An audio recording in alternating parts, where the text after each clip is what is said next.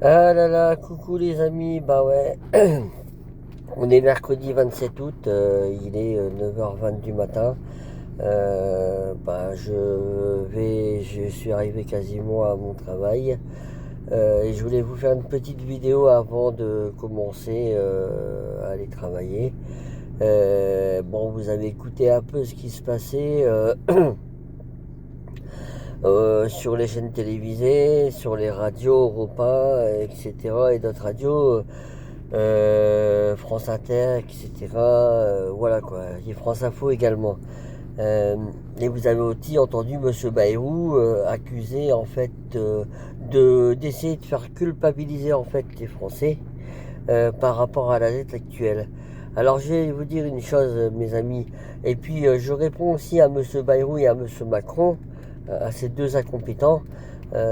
Qui a détruit la France? Monsieur Macron a fait deux quinquennats. Ok. Bayrou est arrivé depuis quelques mois. Euh, il n'est pas forcément, effectivement, on peut pas dire qu'il soit responsable de cette dette. Qui a fait cette dette? Qui a créé cette dette? C'est pas les Français. On est bien d'accord que celui qui a créé cette dette et qui en est responsable, c'est Monsieur Macron. Alors, pourquoi Monsieur Bayrou veut faire culpabiliser les Français par rapport à cette dette? C'est pas les Français qui doivent rembourser cette dette, c'est le gouvernement qui doit rembourser cette dette. Alors Monsieur Macron, il a qu'à arrêter d'envoyer, au lieu d'envoyer des milliards d'euros en Ukraine, au lieu de donner des milliards d'euros à l'Union Européenne tous les ans, il a qu'à rembourser la dette lui-même. Écoutez, c'est pas compliqué quand même. Moi, quand je suis sur mon compte à moins 100 euros, j'ai le banquier qui m'envoie un mail ou un SMS, ou même la banque, et qui me dit oui, merci Monsieur Gollet-Muret de rectifier votre découvert. Et puis eux, en fait, ils prennent l'argent comme ça, ils vont chercher de l'argent au niveau européen, ils savent pas comment ils vont le rembourser, ils prennent de l'argent gratuit et puis voilà, ils le distribuent à leurs petits copains, parce que Monsieur Macron, il a été mis là, il faut pas oublier, hein, ce Macron, c'est un petit pion, hein. Il a été mis là par Rothschild, Rockefeller, faut pas oublier que Monsieur Macron, normalement, à la base, est un banquier. Hein, et qu'il a aucune, apparemment, il nous a prouvé qu'il avait aucune compétence pour gérer la France. Parce que Monsieur Macron, il préfère jouer à faire son kéké et à faire son malin à l'international que plutôt de s'occuper de son pays qui est en train de tomber plus bas que par terre et on est en train de passer du grenier à la cave. Donc voilà ce qu'il en est. Et voilà ce que je voulais vous dire, mes amis. C'est quand même incroyable d'arriver encore à faire culpabiliser les Français, alors que les Français n'ont rien à voir avec cette dette. Ah, les Français n'en ont pas profité. Nous, on a toujours regardez dans votre frigidaire. Vous n'avez toujours rien dans votre frigidaire. On est bien d'accord. Ah, votre frigidaire, il n'est pas plus plein qu'il y a 10 ans, qu'avant le quinquennat de Monsieur Macron. Ah, il n'est pas plus plein. Il est encore moins plein maintenant. Donc, euh, le pouvoir d'achat, il n'a pas bougé. Vos salaires, ils ont bougé, mes amis? Non. Les remboursements, ils ont bougé? Non. Est-ce que vous avez... Est-ce que les hôpitaux vont mieux? Non. Est-ce que les retraites vont mieux? Non. Alors, expliquez-moi une chose que M. Macron, il a bien fait dans son quinquennat. Voilà. Monsieur Macron, il a détruit la France. Il a détruit la France et l'Europe a détruit la France. L'Europe continuera à détruire la France. Le seul moyen de se sortir de là, oui, la dissolution, oui, la démission de Macron, ça c'est déjà une première étape. Parce que ça c'est indispensable, c'est une première étape. Mais ce qui sortira la France de là, c'est le Frexit. Le Frexit. Sortie de l'Union Européenne, sortie de l'OTAN, sortie de l'OMS, sortie de la CEDH, et j'en passe. Pour que la France puisse reprendre sa souveraineté, c'est la seule solution. La souveraineté de la France et qu'on puisse faire ce qu'on veut chez nous. Hein.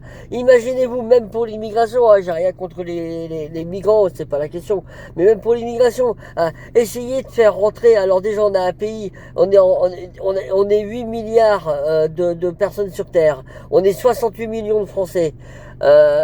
Vérifiez les chiffres, c'est les bons, il n'y a pas de problème, hein, je me suis renseigné déjà. Et puis, on veut essayer de faire rentrer 10 personnes dans une 2 chevaux. C'est impossible. C'est impossible. Si on ne stoppe pas l'immigration aujourd'hui, comment voulez-vous accueillir des gens alors qu'on ne s'en sort pas nous-mêmes? Alors qu'on a encore des SDF dans la rue et des Français qui ne s'en sortent pas. Et on continue à accueillir des gens à l'étranger et on continue à leur donner en fait de l'argent, une carte bleue, le RSA, les frais médicaux gratuits d'État, etc. Comment voulez-vous qu'on s'en sorte? Comment? Comment c'est possible? Il faut être logique à un moment donné. Hein. Je vais reprendre comment dire. Regardez un exemple. Hein. Vous êtes chez vous. Hein. Vous arrivez à nourrir votre famille. Vous arrivez à vous en sortir bien. Vous pouvez aller en vacances, nourrir votre famille, vous faire plaisir. Hein. Vous allez commencer à donner de l'argent aux associations d'aide humanitaire, etc.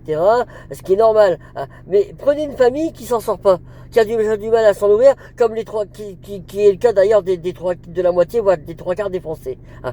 Prenez une famille qui s'en sort pas. Hein. Est-ce que vous croyez qu'une famille qui s'en sort pas, est-ce que vous, étant une famille qui s'en sort pas, au niveau financier, que vous devez compter chaque centime tous les mois, est-ce que vous allez prendre quelqu'un et donner de la nourriture aux autres ou à votre voisin? Bien sûr que non.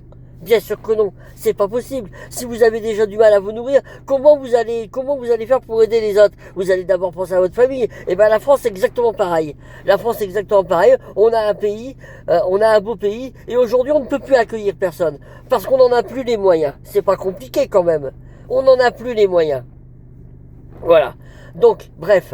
Alors, je m'arrête là-dessus parce que je vais aller travailler et je voulais juste vous rappeler en fait le 6 septembre prochain manifestation avec les patriotes de Florian Philippot à Paris. Je crois que c'est place du Palais Royal, mais je m'en souviens plus. Enfin, regardez RER, métro RER, un truc. Enfin voilà. Regardez, de toute façon, c'est sur tous les sites, c'est surtout les sites et les réseaux sociaux. Ensuite, on a le 10 septembre, c'est la grosse manifestation, le blocage de la France. On verra ce que ça va donner. Et puis, j'espère que ça va fonctionner. On verra ce que ça va donner. Hein, parce que entre ceux qui le disent et ceux qui vont le faire, il y a un océan. Hein. Il y a beaucoup de Français qui disent beaucoup de choses, qui ont une grande gueule, mais il y a beaucoup de lâches aussi derrière. Donc, qui vont dire et qui vont pas faire. Qui vont regarder comme d'habitude ce qui se passe avant de faire quoi que ce soit. Voilà, parce qu'ils n'ont pas les couilles de se mettre en place. Donc voilà, ça c'est l'habitude française.